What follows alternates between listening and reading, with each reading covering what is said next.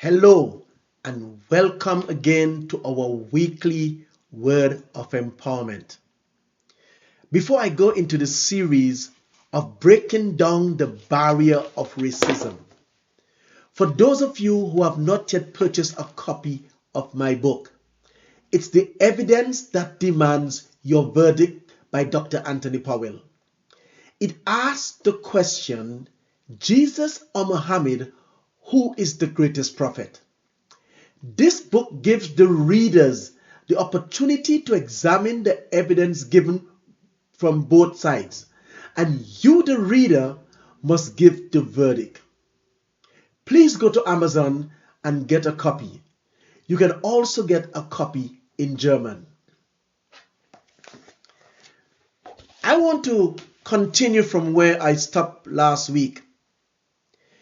If you want to understand where I'm heading with this, please visit my YouTube channel for the latest episode to get the connection to the fourth episode. Last week, I stopped on the third point, avoid stereotyping people you meet. This week, I am sharing about taking action against racism and stop using racial slurs. Please remember to subscribe to my channel and leave a comment. I would love to hear from you. If you grew up hearing and using racial language, it can be hard to unlearn it, but it's an essential step towards becoming anti-racist. Slurs with racial connotations are hurtful, and they often perpetuate harmful stereotypes about the people they refer to. In addition to obviously hateful slurs, also examine phrases that have a racial meaning. For example, the word gyps, GYP, is often used to refer to a bad deal or to cheat or swindle, but it derives from the word gypsy and is a slur against Romani people. Similarly, don't display symbols that have racial connotations, like Nazi memorabilia or cartoon depiction that exaggerate the features and characteristics of a particular race. Avoid cultural appropriation as well. It can be offensive to borrow someone else's culture for a costume, like wearing a headdress to a musical festival if that is not part of your heritage. Secondly, avoid constantly mentioning someone's race. We know sometimes racist actions are a lot subtler than dropping the N-word. These are called microaggressions, and they may include things like teasing someone about their race, referring to someone as articulate or well-spoken, because it hints at the assumption that people of their race usually ain't those things. Asking to touch a person's hair, how about this? Just being curious. Or asking where a person is really from. If you notice yourself doing any of these, or if someone points them out, apologize and keep trying to do better.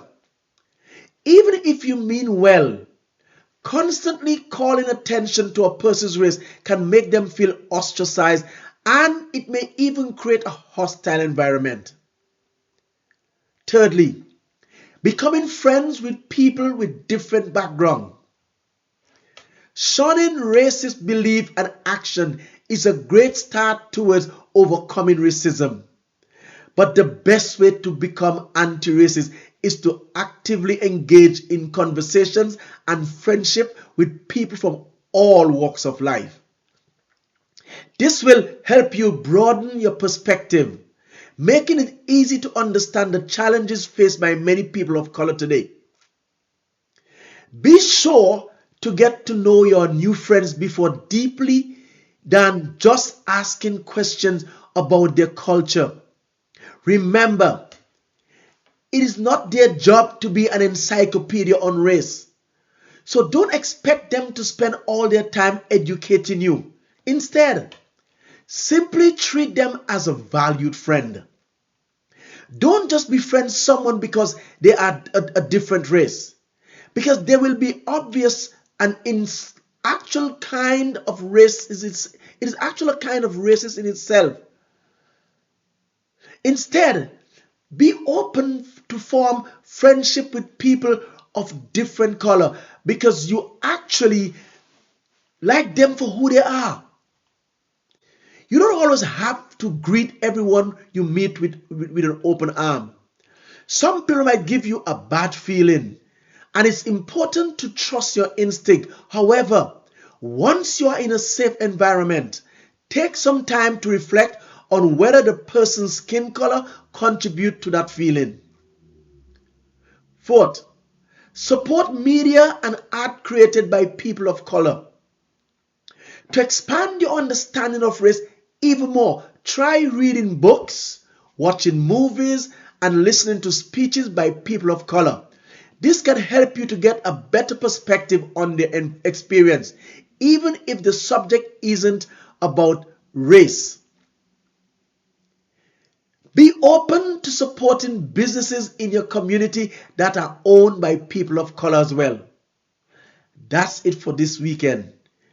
See you next week. Please hit the subscribe button and visit my YouTube channel for more word of empowerment. Thank you.